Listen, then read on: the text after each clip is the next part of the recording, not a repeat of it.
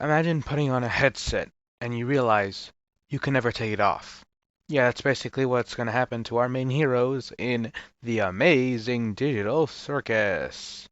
So, this episode starts with the unhinged AI ringmaster named Kane, who acts like a children's TV host, but something is, of course, very off because, and boom, our main character drops out of nowhere. She's confused, panicking, and immediately trying to take her headset off.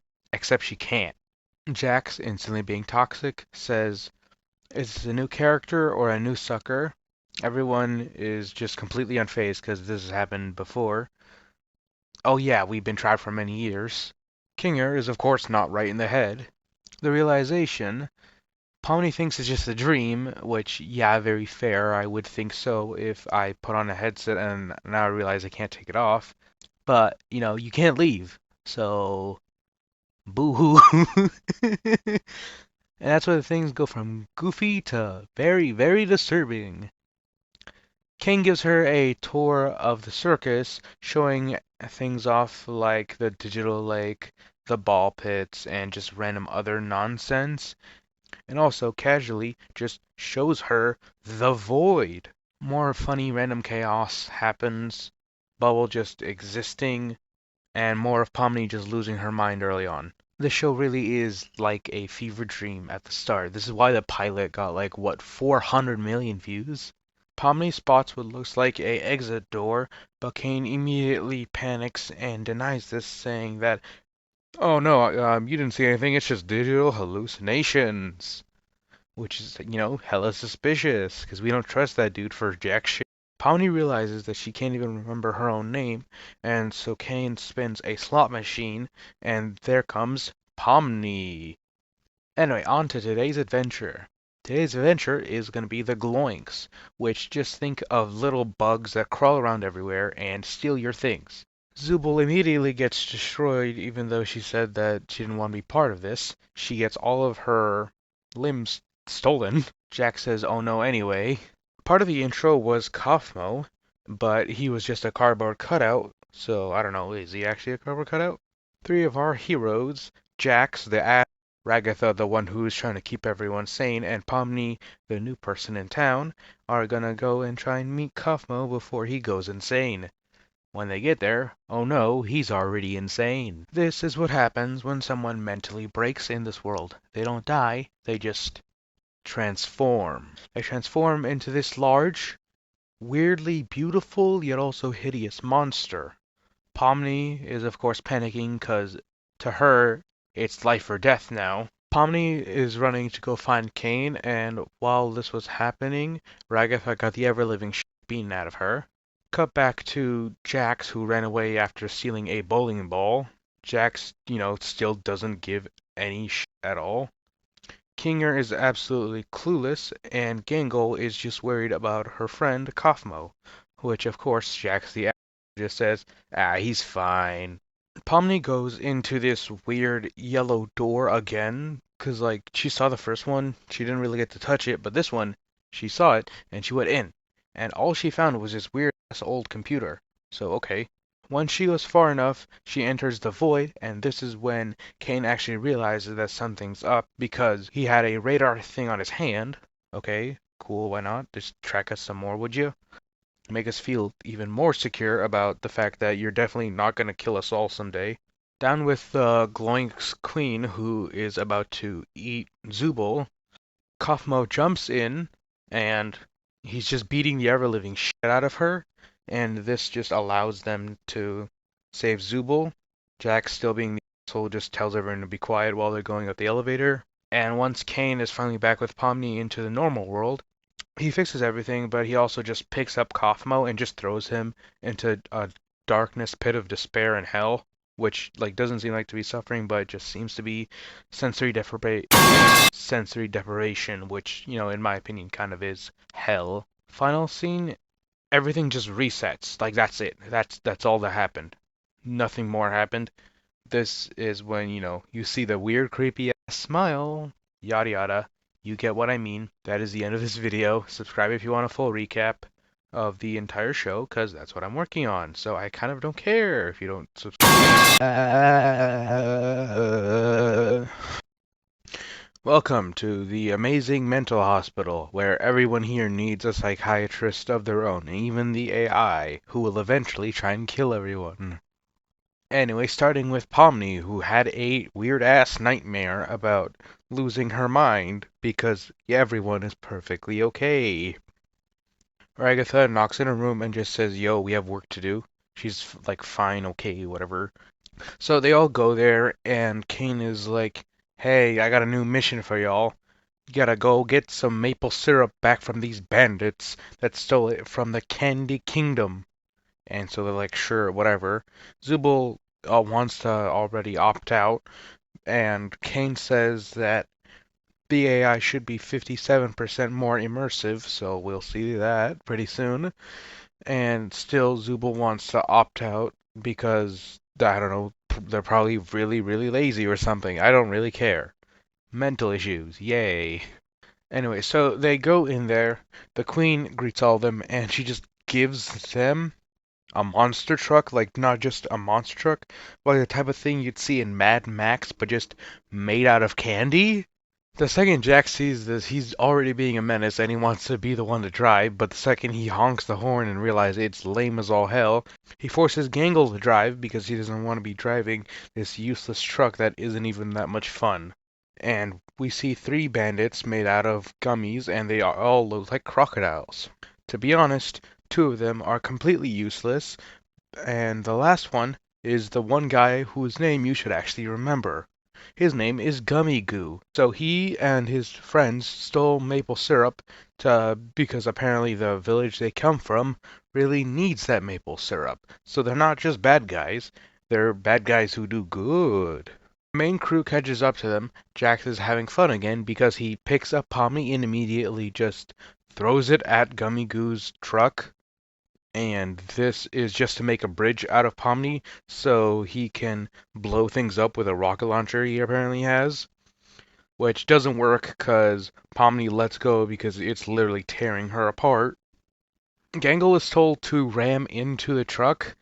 She, of course, doesn't want to, but Jax brings up something about Ragatha and a figurine, so that means that either Gangle is a pervert or Gangle is just a really weird, shy person, which I'm willing to go with the second one for the sake of not wanting to completely destroy all of Gangle's mass, just 'cause I don't like what she did. So after continuously ramming the truck, they decide to activate the spikes. At this point, Jax is holding a double-barrel shotgun and still convincing Gangle to ram the truck into, the maple syrup one. Mind you, Pomni is still there, so they all fall off into a canyon with some chocolate that is replacing all the water, which if I was there, I would just drink until I got diabetes. But anyway, Pomni and Gummy Goo glitch under the map, and Gummy Goo sees himself, all his friends, in a line of things, and he starts having a existential crisis, being confused as to who he is and why he even exists. Pomni sees that, and Pomni tells Gummigoo that he's an NPC. He doesn't know what the hell that even means, nor does he even know what a map is, like what map they're on. He doesn't know anything. And so Gummigoo is questioning all his memories because he knows that he can't even remember his mother's face, but he knows that he must have had a mother or something. So during this mental crisis, Pomni comes up to try and comfort him and says that, hey, why not come back with us because you're smart or something, and I also need a friend because Jax is an asshole. Zubul is kind of distant. Gangle's a bit weird. Ragatha is a bit too much, like a bit too in your face. Kinger's a bit crazy, and so he agrees to this. And so they go into a truck and they get some boxes and they basically glitch their way out of the entire map. And while this is happening in the chocolate canyon, we meet a monster who is completely or mostly made out of chocolate. And so Jack strikes a deal with him to bring the two bandits and them back up to on top of the canyon as well as to the Candy Kingdom, and so he will unlock the gates for the monster to then completely ravish and consume everyone. But before that can happen, The truck that Pomni and Gummigoo were in fly back in and completely destroys the monster's head. Jax is now bummed out because he didn't get to kill anyone. So they all finally go back to the main area of the circus, and Kane immediately realizes that Gummigoo wasn't part of them, so he just ices him, and this makes Pomni big sad because no more friend. Ragatha tries to comfort Pomni, but to absolutely no avail. This also does imply that Kane can just ice them whenever he feels like. And that is basically the end of the episode, but also they held a funeral for Kaufmo, which means that they actually do care about each other somewhat, I guess. I don't know. Oh yeah, and by the way, Jack, still being an asshole, doesn't show up to his own apparent friend's funeral.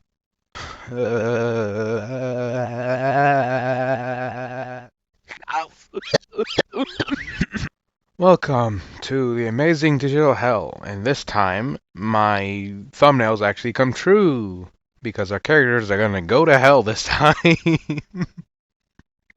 So, start of the episode, we see everyone bunched up together next to some couches. Pomni is trying to hold her breath because they can't die of oxygen deprivation.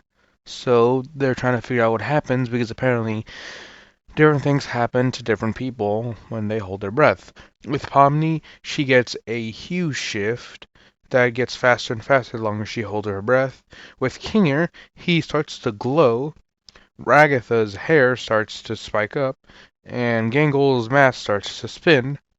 Zubal's limbs start to stiffen up, and we don't know what Jax does because he just refuses to tell anyone. Kane interrupts them talking to each other and just actually hanging out for once to then force upon them an adventure called The Mystery of Mildenhall Manor. They're forced to go into a haunted mansion where everyone's just like being them casual selves, not really thinking about much. When a ghost pops out and scares Pomni, her eyes just pop out and she can't get him back in. The ghost explains doors to the left and right. Doors to the left is meant for kids, and the doors to the right is meant for Zubul only. But, you know, Zubul being Zubul, they just didn't even show up to this at all. Because why not? Jax grabs Gangle's mask and throws it to the right door after sucking up the ghost in his vacuum cleaner that he stole. This, of course, makes Gangle sad as all hell because Jax just likes being an asshole. Kinger decides to go after it, but while also doing that, he grabs onto Pomni's eyes, and so they both go into a very creepy door, and everyone else just decides to venture into the normal and calm door. After they go into these doors, Kane finds Zubul and just decides to try and talk to Zubul about like why they're not even trying on going to these adventures that he apparently works so hard to make. Zubul tells him again because he apparently keeps on forgetting. Zubul hates herself. She can't find something she likes. She can't find a body that she likes. And to be honest, I just think the problem is that their ability to swap out body parts, if they just had something permanent, then they would be forced to get used to it and actually start to like it. Going to Kinger and Pomni, they get thrown into this old British style like home, and they see heads of their friends mounted on a wall and also a giant creepy pale head thing whose eyes are unlined right, and that kind of annoys me.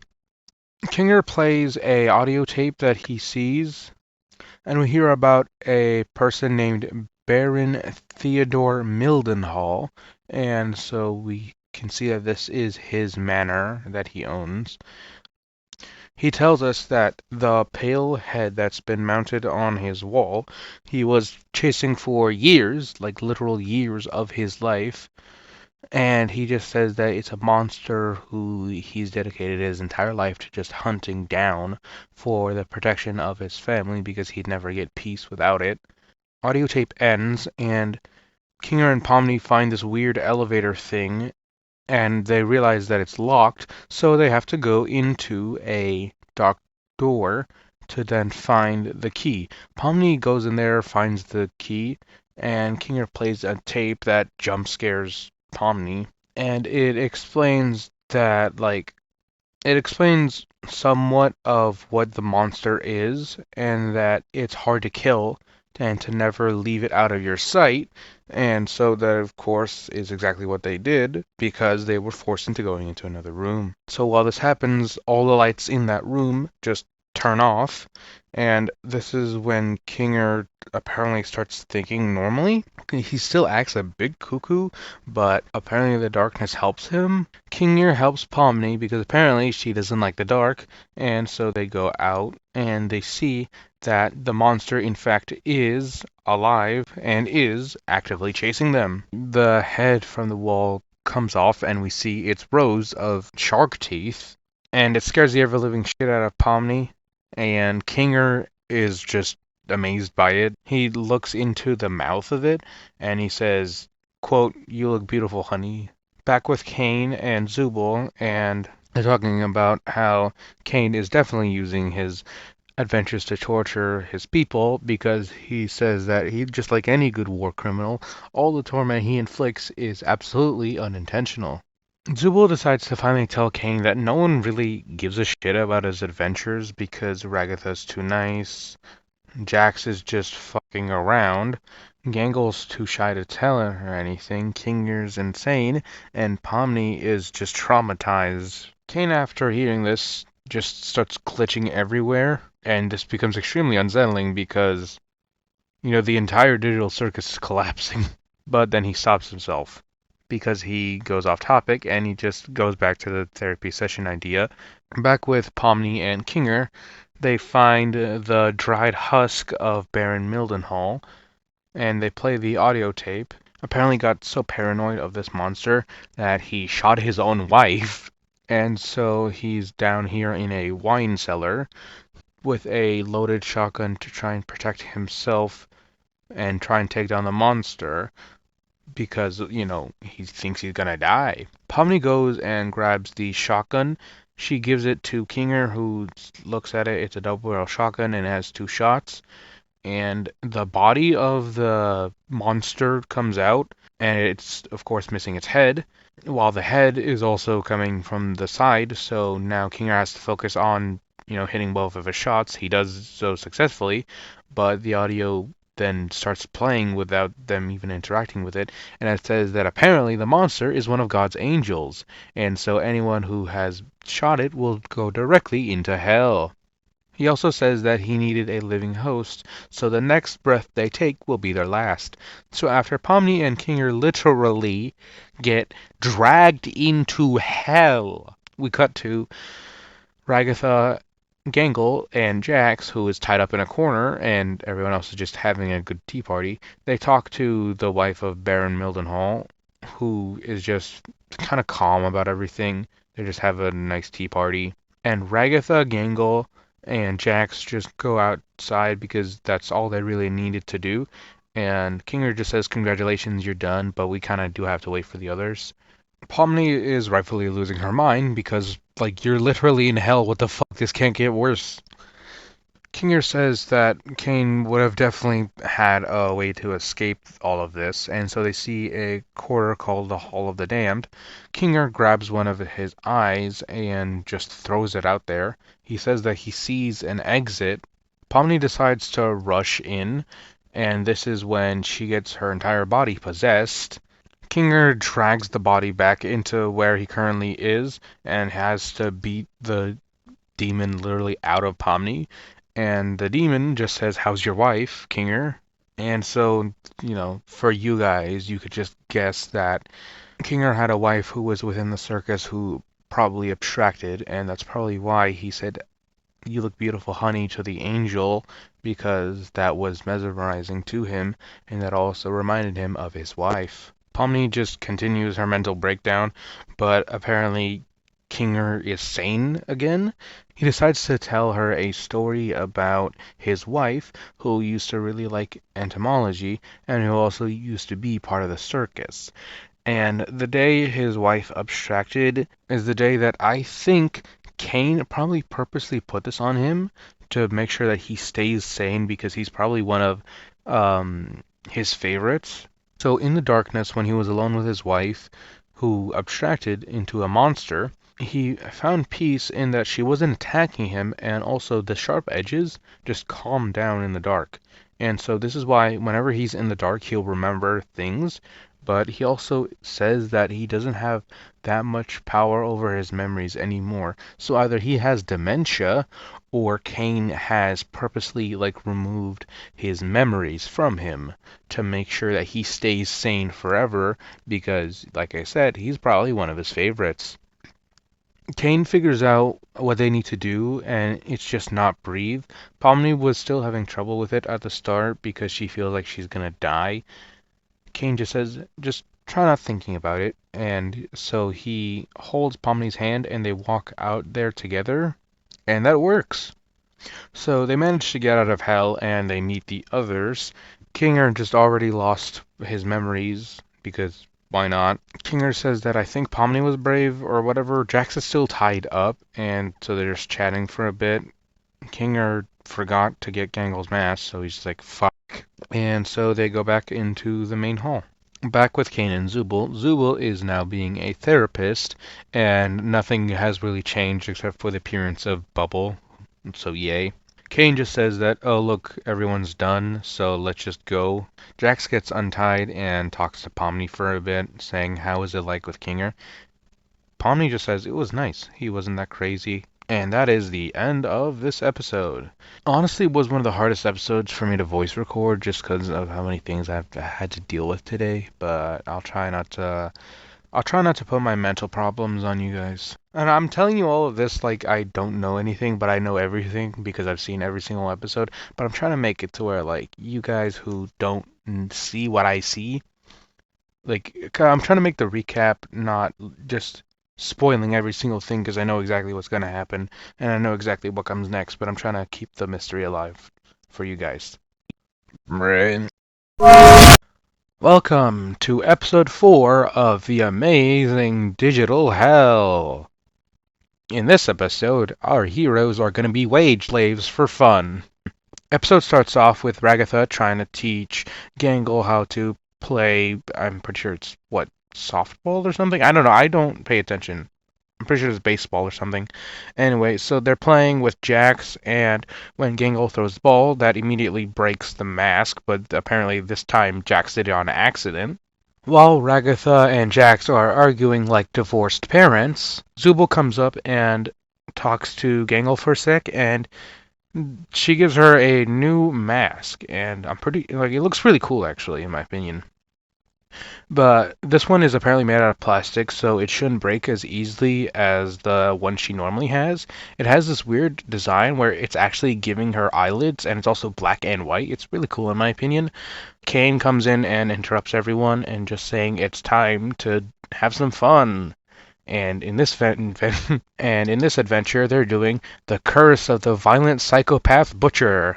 But right as he says that, Pomni is just like, hey, dude, can we just fucking stop with the horror? I really hate it. And it's just like, fine. What do you want to do? And they say some boring shit. Kane looks into the suggestion box that he forgot they even had. They decide to have a honest day's work at Spudsy's. Just think of it as rip-off McDonald's. Gangle is made the shift manager, and Zubul is forced into going in this time because Kinger decided to volunteer to sit out this time so that then Zubul can work. I also really do like Kane's reaction to Zubul not wanting to do jack shit 4 times in a row. Jax is genuinely pissed off at this. His face is just so damn funny. But yeah, no, he just looks like he's going to burn Gangle to a crisp. I don't know what he has against just working normally, but I'm pretty sure he, more likely than not, just hated working. So once they get into Spudsy's, nothing interesting happens at the start. Jax grabs Ragatha and just throws her into oil for fun. Gangle actually pushes back against Jax, and she decides to call Kane and to just set up a punishment for them if they actually do anything wrong, and this just pisses Jax off even more. While Pomni is working the register, a doll comes up and orders the stupid burger just orders a plain burger with the stupid sauce. Ragatha is trying to make it, but she gets some into her eye, and this just makes her just dumb as all hell for the rest of the episode. But there also is this weird horror moment, which is where I got my thumbnail from. Ragatha basically acts like a stoner for the rest of the episode. Jax talks to Zubul and is just curious as to why she's actually doing her job because, this is probably one of the first times that Jax has actually seen her do anything. While working the register, Pomni meets Gummy Goo again, and this actually jump scares her for a bit. But it's really sad because, like, while they're ordering and while the food is getting prepared, she actually tries to talk with Gummy Goo, and, like, he doesn't even remember her name, which is just, like, sad as hell because they had this whole emotional moment. Gangle is talking to Ragatha, and she just says that Pomni is too busy flirting with Gummy Goo. So Gangle goes to manually get Pomni off of Gummy Goo's ass and also get her back to work. While she was berating Pomni, Pomni just says that can't this wait a bit because this isn't real, and this kind of pisses off Gangle, which like we rarely see. But she says that next you're gonna question my authority, and so we might be able to see like what's actually wrong with Gangle. So it might be that she can't handle any sort of actual proper power. Okay, so a thing happens to where the bathroom is apparently full of shit, and Gangle's trying to force Jax to clean it, but he just says, no, I don't really care. She just says, do it. Jax just says, no, I don't really give a shit. He also says that he likes her better when she was sad, which also just gives this great moment I can't get enough of. And so a pair of large hands grabs Jax and just throws him into a void where he's just sitting alone in a room where he's just supposed to get training from this weird ass TV. In this, we also see that Gangle apparently wanted to focus more on manga than actual fast food, so maybe just growing up forced her to give up her dreams.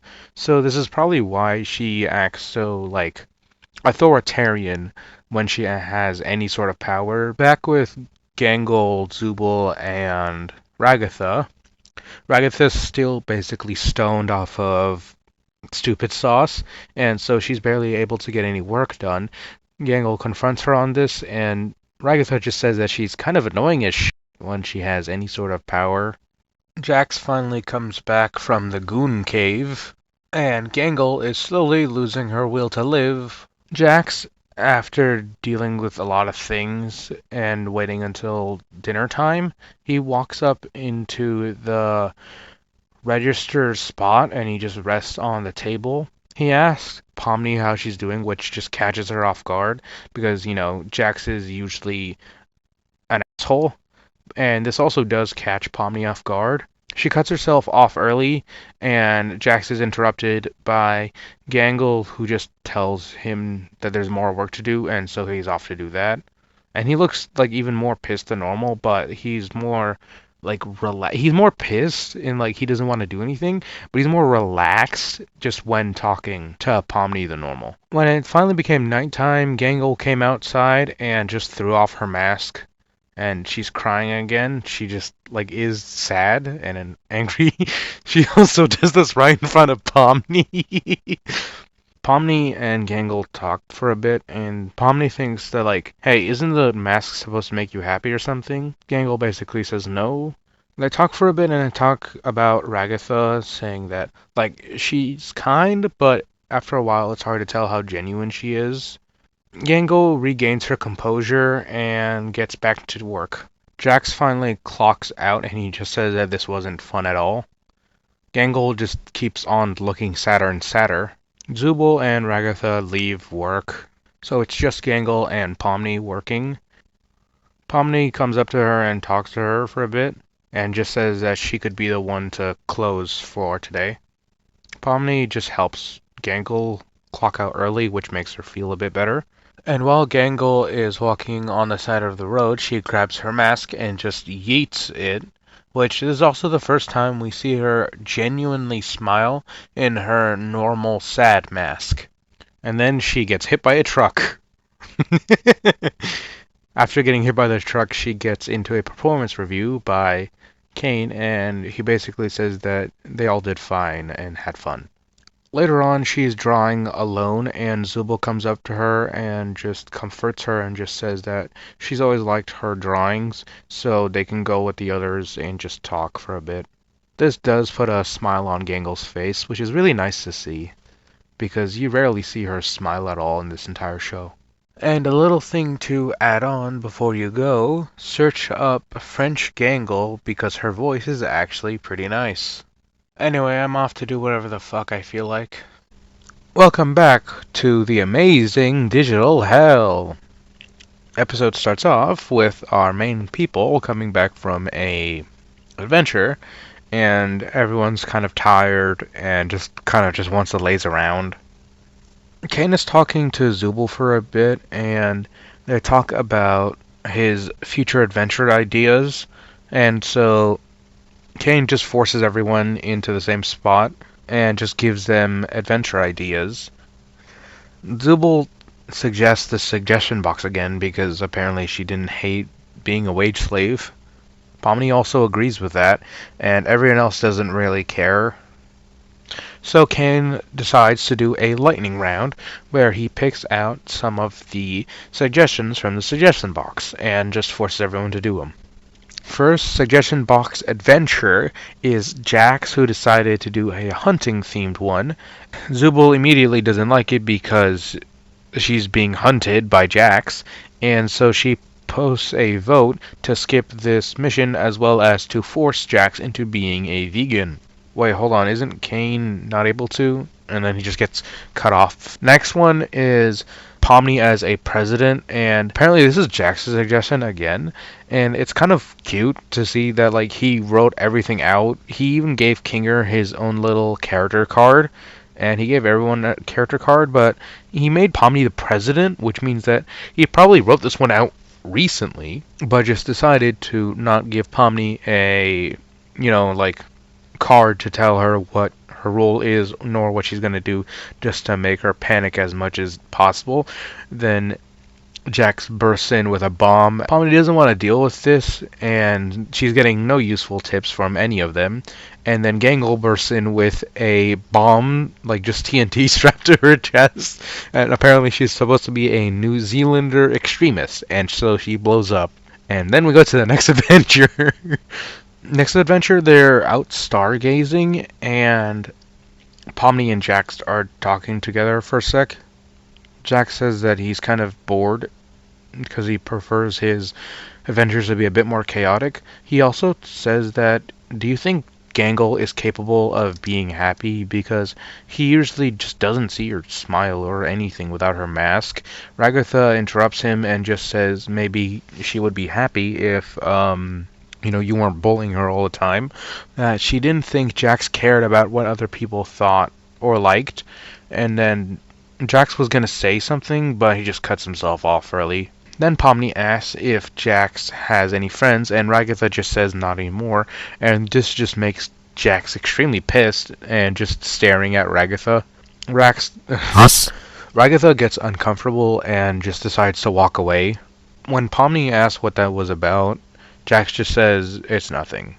But he also comments that doesn't it get like annoying or something? Because like after being told that you're loved or cared for so many times, it kind of loses all feeling and meaning. We also see them talk for a bit, and Pomni and Jax are actually starting to get along as like actual friends. Kane is watching them from afar, and he's annoyed that no one's really, panicking or something. So he does an intermission, and it's a really long one, but just think of it as more torture. So the next adventure is one where they're all sitting at a bar. Jax walks into a bar and orders a whiskey sour and just says, "Can you hold the egg whites?" Because he's a vegan, and he gets confused for a bit and just says, "Wait, hold on, I thought Kane couldn't mess with our minds."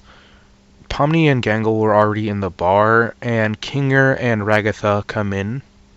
Ragatha orders a Cosmopolitan, and Kinger orders a Corncob Blitz. It's revealed to us that Zubul used to also be a bartender. They decide to tell each other about their stories. Jax is just telling a fake story about basically being Heisenberg. Gangle says that, she worked in fast food, but that she also went to community college for a bit.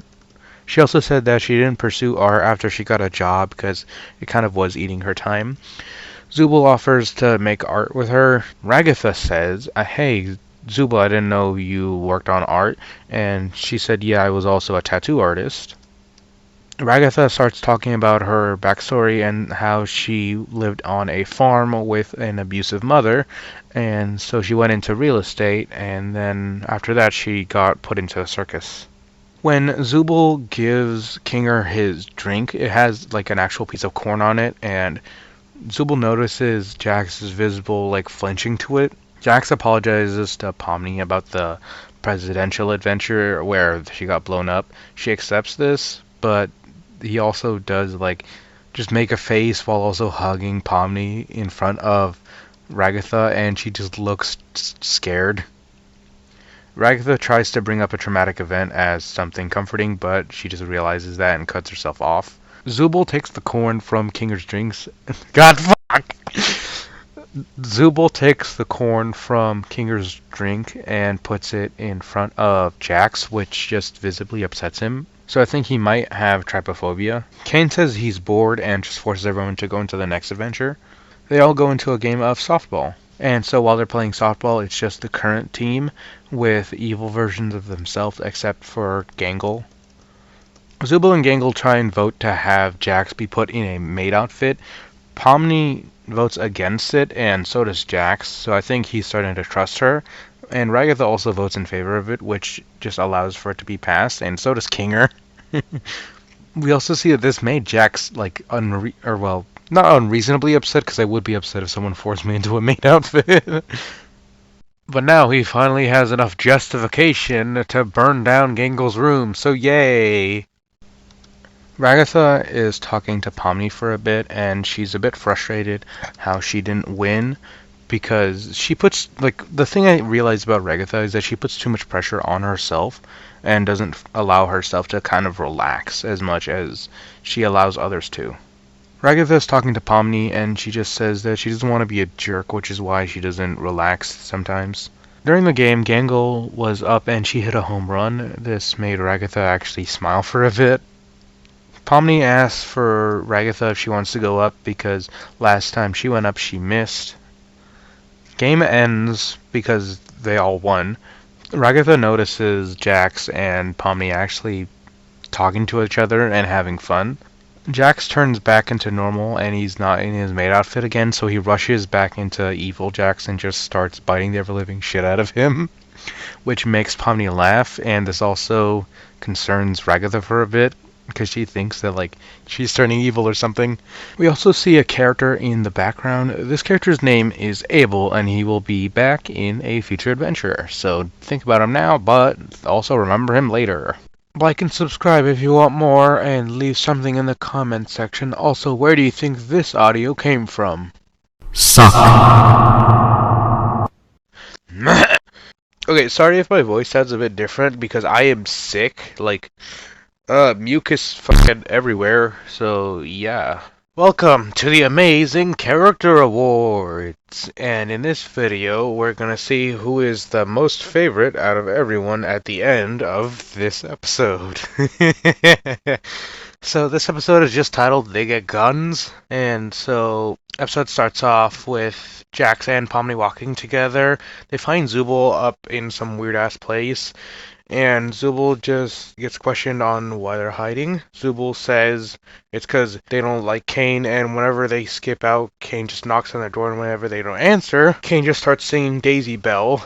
Jax calls over Kane. They decide to have an in-house adventure. Kane says that this adventure is going to be kind of short because he wants to focus on the favorite character awards as well as giving them something to do. Kane recommends some abhorrently stupid sports that he came up out of the depths of his mind, and not many people even like that. So Zubul, after complaining that they can't trust Jax for jack shit, makes sense because, no one can. He's been known to literally throw people off of moving cars for fun. So, Kane suggests a rather elaborate trust building exercise and gives Jax a gun. Jax, who wasn't paying any attention to this, just says, hey, what we're doing, and then Kane just shoves some information in his mind, and after realizing what he's supposed to do, he shoots Ragatha. Kane just says they're gonna do a team thing again, because why not? So teams of 2, and they get 5 minutes to pick, and also the guns get scattered everywhere. At first, Jax wants to be in a team with Gangle, but Gangle says that they want to be in a team with Zooble. Pomni was thinking a team with Kinger, but Ragatha said that they want to do with Kinger, so that then they could keep Jax away from him. Pomni says, sure, I think I'll be able to keep Jax, the crazy ass idiot, under control for one day. When the timer ends, Ragatha still has a life lost from when Jax tried to ice her, and so Ragatha and Kinger are off trying to find weapons. Ragatha is a bit bummed at not having a full 3 hearts. Kinger just claps his hands and creates a monarch butterfly, and Ragatha is told to touch it, and that brings their lives back up. So with Jax and Pomni doesn't really want to engage in the fighting, just says, I'll grab you some guns. But Jax says, no, just have fun, like you're playing this too realistically. Like, this is a game, it doesn't matter if your friends get hurt, because no one's gonna die. And so this is enough to convince Pomni to just let loose. Back with Kinger and Ragatha, Kinger gets sniped by Zooble. Jax finds a gun for himself, so now both Pomni and Jax are armed. Pomni and Jax shoot Ragatha, taking out one of her lives. Jax goes to deal with Ragatha, and Pomni tries to deal with Kinger. Jax manages to get Ragatha down to 1 life, and then they go into this, like, closed off space, and right as Jax is about to ice Ragatha, Ragatha says that she knows what he's doing and that he's trying to corrupt Pomni. He seems, like, genuinely confused because he just sees this shit as a game, so he's actually confused. Ragatha, after getting fully killed, gets shoved into the loser's corner. Pomni meets up with Jax and just says that Kinger got away. Zooble finds a gun for Gangle, and they also have this personal moment with Gangle saying how she feels like a toy for Jax, and how she kind of feels like in that, like, she has no control over her life. But Zooble just says, dude, you're your own self, basically, and you're fine. That's, like, the best way I could summarize it. Back with Pomni and Jax, we learn that Jax for sure has trypophobia. They find Kinger in a dark room, and they have a 2v1, but they manage to kill Kinger. So he gets shoved into the loser's corner, and he sees Ragatha, and he decides to talk to her He sees Ragatha and decides to talk to her for a bit, and at this point he's been in the darkness for sufficiently long enough point, so he's back to his normal self. And he actually has this, like, conversation to where just saying, Ragatha, you're trying too hard, you're doing too much for others, you're putting too much pressure on yourself, and this makes Ragatha tear up and actually smile for a bit. Cut to Gangle and Zooble, and they are running inside this weird tunnel together. They're running away from the other 2. Gangle finds a Tommy gun and decides to open fire in an enclosed space. This tears down the connecting structures and makes all of them fall down. At this point, the other 2 have no ammo left, but they managed to find a sniper, and Pomni, who had 1 sniper round in there, takes it and headshots Gangle, which just sends her to the loser's corner. Zooble decides to retreat into her room.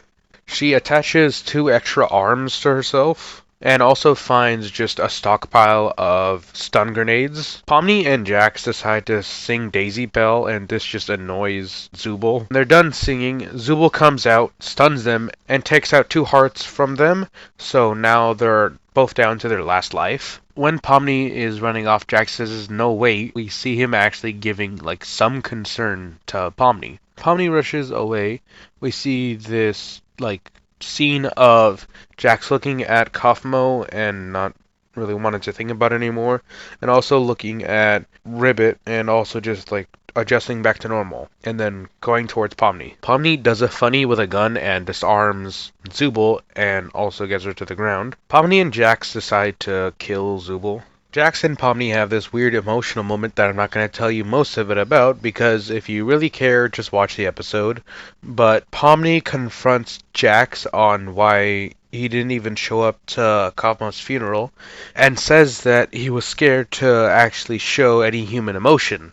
Jax gets upset about this and just says, "Why are you blaming me? You didn't even know him, just like everyone else. Why are you blaming me?" And then basically he walks off. And now it is time for the award ceremony. Everyone is sitting together in the front row except for Jax, who decided to isolate himself.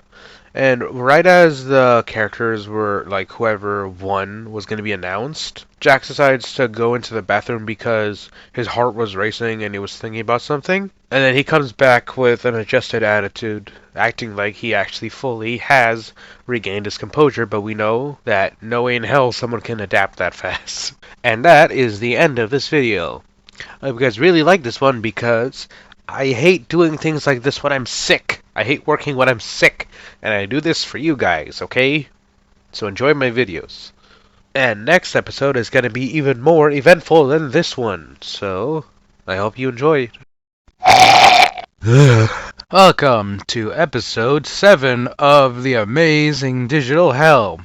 And you might be able to tell by my voice how long it's been since I just recorded, because it's been literally like 2 to 3 weeks, because I've had 1, maybe 2 mental breakdowns.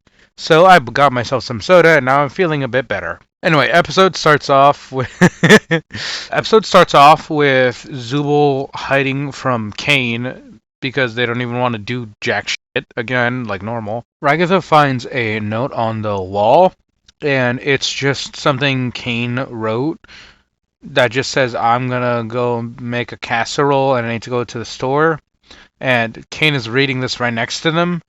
And he also just says that, like, today they don't really have an adventure planned, so they could just throw a beach party if they feel like it, or just explore around, because they don't really do anything. And he does this Chinese room bit because, I don't know, for you not nerds out there, there's a theory that if AI even understands language. Anyway, so they decide to throw a beach party because why not? They haven't had time to properly relax in, like, literally so long in the entire show. You also know how much I fucking hate fillers. But surprise, surprise, this episode is not, in fact, a filler episode. So they go outside. They all, or well, most of them, go into this weird booth that changes their clothes into, like, actual beach clothes. And Zubal's the only one not wearing clothes, which just means that Zubal's always naked, which is weird. Jax is just hanging out by himself. And while Kinger, Ragatha, and Pomni were playing beach ball together, Ragatha loses her eye, like one of her eyes, and it goes into the water. Pomni swims down there, and there's just this weird bit with the voice actor of Charlie. And Pomni comes up from the water with Jax, who is currently alone by himself. Surprise, surprise, he isn't, because he just got splashed with water by Zubul. Says that, "Hey, you're an asshole and I don't like you," because Jax was just questioning him. And also, this says that, like, this is annoying to Jax because he just wanted to grovel in his own misery for a bit alone. So he just walks away because he's, pissed off. Zubul is getting adjusted to their ability to change out body parts, which is pretty nice. Pomni notices Jax walking off, and she also Pomni notices Jax walking off, and she also notices Abel watching Jax. And then we go to Jax, who's just bedrotting in his dark-ass room. We also see this picture of Ribbit, Kaufmo, and Jax just hanging out together, and they're all seeming pretty happy, actually. And so Jax is just in his depressed-ass room. A weird-ass set of hands comes out to touch him, and he touches them. Which, yeah, I know it sounds weird. But then this is when he was about to extract, because they just hear this weird-ass music. Anyway, he wakes up from Pomni knocking on his room, and this makes his heart race. And he comes out the door being depressed and shit. Pomni and Ragatha are there with Abel, and they're talking for a bit, and they say that Abel knows how to get out of there, but that they need to find a way to get into the Chinese room, so they figured Jax might just have the keys they need. After a weird bit, they go into the Chinese room, and then Abel explains who he is, and he also said that he doesn't want to involve Kinger, because apparently something happened between them and Kinger, and by the way, everyone is together here. Anyway, so he explains that there was a company that trapped everyone into stasis chambers, and he says that there's a place in Kane's office where if they overload that, then they'll force the stasis chambers to open, and so that is the plan. So they need to first get the master key from Kane, and by the way, Jax is extremely distrusting of this. Jax walks around, calls for Kane, and then he basically tricks him into giving the MasterCard that is inside of him. Pomni and Ragatha are walking with Abel, and they find this, like, wall, and Abel goes through it into this weird room that looks like something you'd see on acid. Gangle and Zubul are talking for a bit, saying how it might be a good idea to inform Kinger about who the fuck Abel is, because they've been with him for a while. They open Kinger's pillow fort, they just talk to him for a bit, and he says he doesn't know who the fuck Abel is. Abel gets some master keys for everyone. Abel is also being a mysterious ass bitch and not explaining why he doesn't trust Kinger. Everyone gets one of the weird hand keys or whatever. Kinger, who is given a key, goes out of his pillow fort, so his mind is already erased on who Abel even is.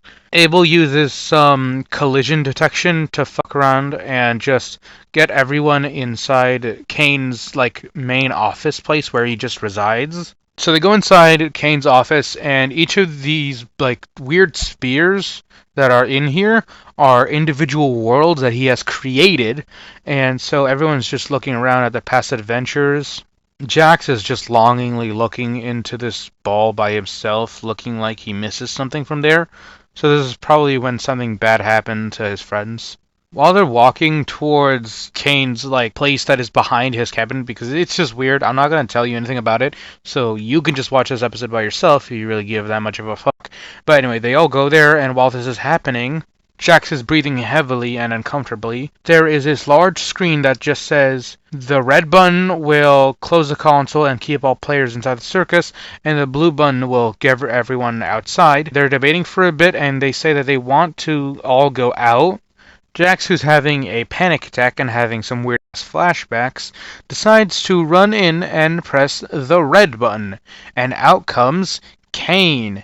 And by the way, right before this happens, Jax says, wait, why'd I do that? And Kane says, congratulations, you picked the good ending. And then he picks up Abel and ices him right in front of all of them. Jax is laughing his ass off, but then gets angry because Kane lied about being able to control their minds. And also, the fact that this was an adventure means that he was purposely playing with their hearts. And so Jax is just angry as all hell, which, yeah, fair. Once Jax confronts Kane, he's confused for a sec, and then he starts getting defensive. Pomni mentions their names, and this just makes Kane, like, say, wait, hold on. And then while Kane is panicking, he says that if he did anything more with their minds than just add temporary modifiers, and something much worse would happen. And then Kinger says Scratch, who is a character from Kinger's time, who had cancer, and he was basically abstracted because of Kane's fuckery. Kane panics and just gives them all, like, weird lotion bottles and just tells them to have a fragrant night, and then he just says bye-bye. And this just makes him really pissed off at him. And that is the end of this video. Thanks to the power of drugs that I am able to record shit like this for you guys. Welcome to episode 8 of the amazing digital hell. And this is the first episode where we get a photosensitivity warning. So yay. So episode starts off at first with this weird scene that looks cool as shit, but I am not gonna explain because I am too lazy to give a fuck. And then we go to Kinger's time and we see Kane with a bunch of other characters and a dog named Scratch, if you remember him from the last episode. Kinger realizes that his wife is also in the circus, and it's just like this brutally cold cut happens to where it's just Queenie abstracting, and Kinger is just all alone. And it's just like, oh my god, what the And when I was first watching this, I thought the exact same thing. This is why I think the whole darkness thing happened, because if you remember, his brain adjusting to the trauma, or Kane forcibly making it to where Kinger would have a hard time going crazy and abstracting because he likes him. While he's walking alone, Ragatha pops in. Then we get a cut to the present where everyone is sitting together in a couch. Everyone's just depressed or whatever. So right now everyone is talking and Zubal's rightfully mad because they think that because of Jax they're going to be stuck in here forever.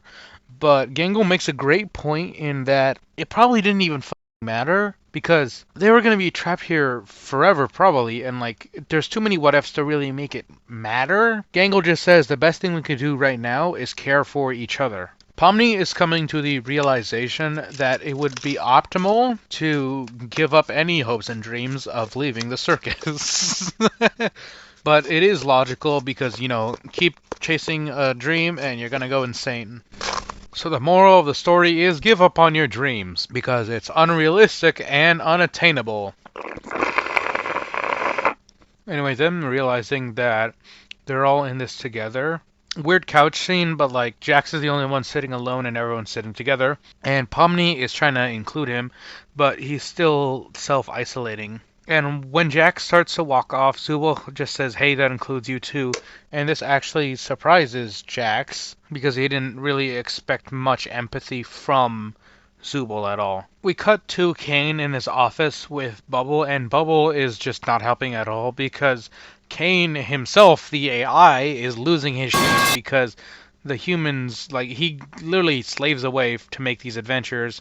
And if you remember, this is the only thing he considers himself good at because it's his only function. And so this weird scene where Kane has a god complex happens because he really fucking hates humans now. Kane comes up to the group and says it's adventure time, and Zubul says, no, we have questions, you dumb bitch.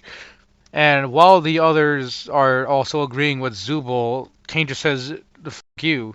And because the crew is just refusing to play into Kane's torturous games, he decided to put them through a montage of them just suffering being under his command, because he wants to show them that he is their god. And this makes Pomni and the others like ungodly uncomfortable, feeling so damn weak. And honestly, this is one of my more favorite songs in the entire show. Anyway, several days later of pure mental anguish, they're all really tired and don't want to deal with this anymore. So they all decide to go out of the open for a bit, and they go into this cafe that Jax has been to because he's holding a drink that him and his friends used to all enjoy together. And in this shot, you see that Jax just sits one seat away from everyone, showing that he is just purposely distancing himself because he doesn't want to get emotional enough to abstract, but he also doesn't like feeling vulnerable. Jax is looking at Gangle, and I think this is just showing that, like, he's realizing that he kind of was just a major to Gangle. Pomni sees a bucket and looks at Kinger, and so decides to just grab it and shove it on his head.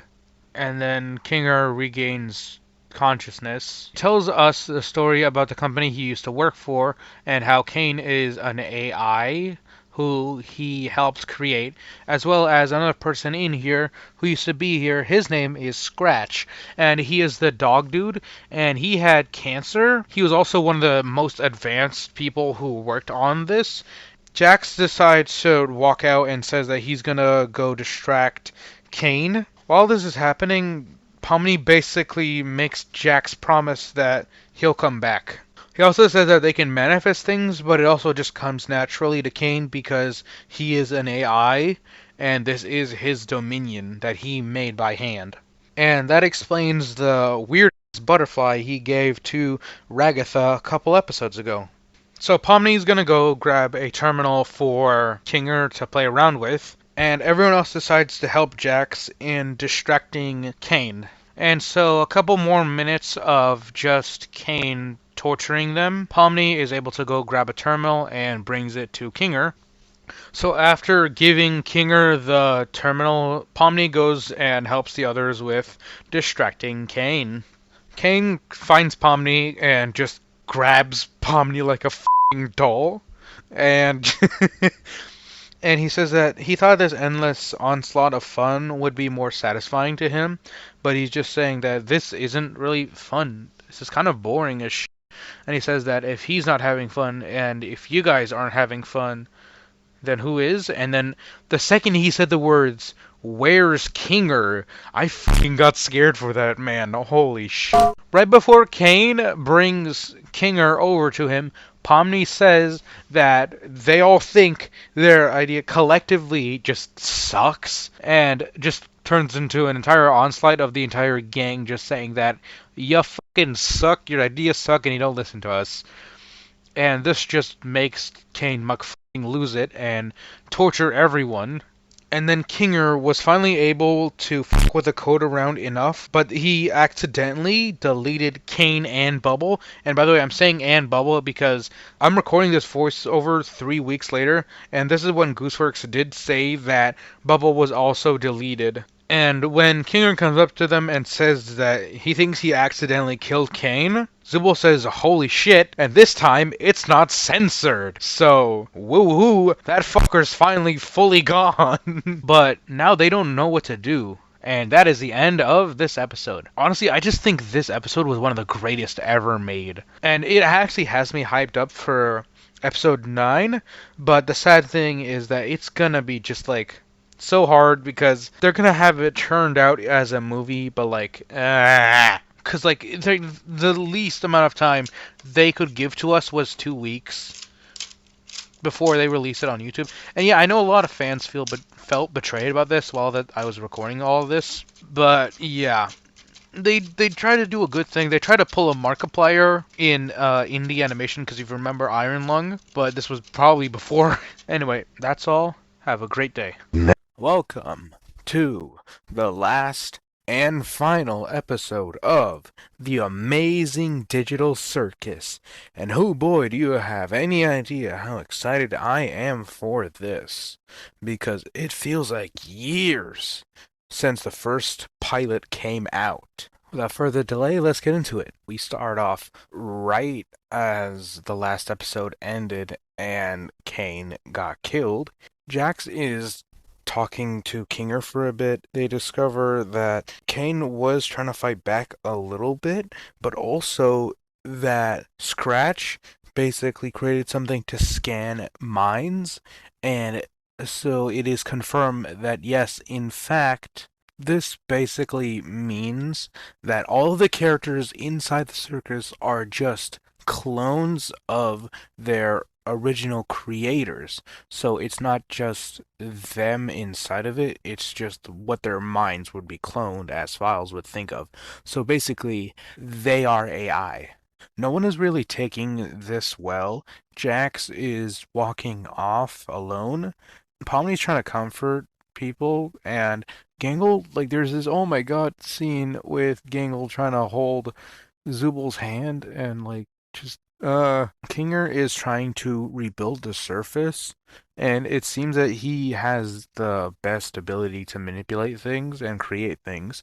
Kinger basically shows Pomni how to do it as well, and they have this another emotional moment where they basically have the same conversation they did in the Mildenhall Manor. So montage happens of them trying to rebuild the circus together, and everyone but Jax is just growing out of their depression. And like, I don't know why they did this. This kind of sucks actually, but just this abrupt cut to Jax abstracting, and it just feels off. It doesn't feel like people are talking about Jax's abstraction. Raga is having the equivalent to suicidal thoughts about how it should have been her. So in their conversation that Pomni and Raga were having, she talks about how Jax forced her to make a promise to not speak about Ribbit ever again. Something happened between Ribbit and Jax, and I think that's when like Ribbit abstracted in one of the missions. Pomni's comforting Ragatha, but it still feels like they're glossing over Jax. So Pomni's hunting down Jax. Weird scene happens where she basically goes inside of his mind and she opens a couple doors. Doesn't really matter, except the first one is just her getting choked out, which is like, holy fucking shit. Yeah, wow. The next door that actually matters is just all their like three main personalities and then one that's like chained up to a piano playing. Three of them, they all disappear. The one that was chained to a piano gives her a key. So she uses the key to open a door and she thinks that this is the real Jax. And inside of it, we see just like flashbacks of Ribbit and Kaufmo together with Jax, and it's actually really peaceful. In a conversation that Ribbit are having, Jax is saying that he was homeless and his parents split. After his dad died, his mom basically took control of his life. It basically made him feel like he was stuck because every time he didn't do anything or lashed out, something always went wrong. So he was basically always on a tightrope and like yeah, it just sucks. So there's this scene while they're talking, and Jax thinks that he accidentally killed his mom. Ribbit comforts him, and like she gives him her bow tie and puts it on his ear, and it's so fucking cute until someone interrupts them, and like, oh my god, no. So after that, he starts like saying that it never happened and that it was fake. It's really weird because you can tell it wasn't. So the like level of emotional suppression is crazy. This basically drove Ribbit into abstracting. Cute detail. He was checking in on her before all of this happened. Kaufmo did basically say, "Hey, I know you two were close," but Jax just resorts to emotional suppression on such a high level that it confuses everyone. Then a montage happens of basically the events of the show, and we also get this extra scene of him with a bowling ball crying in front of a mirror, being similar to how Ribbit was comforting him. Yeah, wow, it's just really fucking sad because he basically lost his two closest people. Once all of that is over, Pomni is Jax in the darkness, and she basically runs up to him and hugs him, and he says that he basically says hates what he's done and he thinks that he is irredeemable. He also says that he doesn't want to die, and he was basically the first person to reach out to him this much, as well as Jax trips on a couple flashbangs and gives Google an opening to pull her out, as well as everyone else in there, trying to basically save her from getting corrupted because right as she got pulled, she basically looked like she was half dead. So they basically build a giant pillow fort, and yeah, I'm not joking, to contain Jax. And after just like them talking about each other and saying that, yeah, I care about you, we see King Kane in the background. King Kane? I thought his head got killed. So he's alone in the void with Bubble, and weirdly enough, Bubble hasn't had like their eyes and mouth at all enough, and basically and like he does this weird thing where he physically pulls out a part of him, and I have an idea that it might like a part of Scratch, right? And I think he physically pulled that part out, and he went online and actually physically researched each and every single one of these people, and like he realized that their lives are so much bigger than he could create. So to them, he was basically putting them in a cage. And yeah, just fucking wow. And he comes up to the main crew who's tired. He fixes Pomni, and he also says that hey bros, I'm sorry, and they accept it. And also he goes and shows them a slideshow that he made about everything that has happened so far with like their people's lives. This makes them very happy because it's very comforting for them to know that, yeah, they definitely lived out the they wanted before going into the circus. And this basically makes them like trust Kane more as time goes on. And there's this montage. They make this weird ass mural, and it just has everyone who's abstracted. By the way, Jax is still fucked up, but he like I don't know, it's very calm. Like he's still in his tent, but it's like he's sleeping, and he actually isn't insane enough. Like he isn't rampaging. He's just there while everyone's having fun. And that is basically the end of the movie. And I'm just like, what the fuck? Bro, Jax. Fucking Jax. They built all of this up and just to keep him extracted. What the fuck? Uh, it's a good ending, but it's just not what I wished for. But yeah, that is the entirety of the Circus movie. Please tell me if you liked it, and have a great day.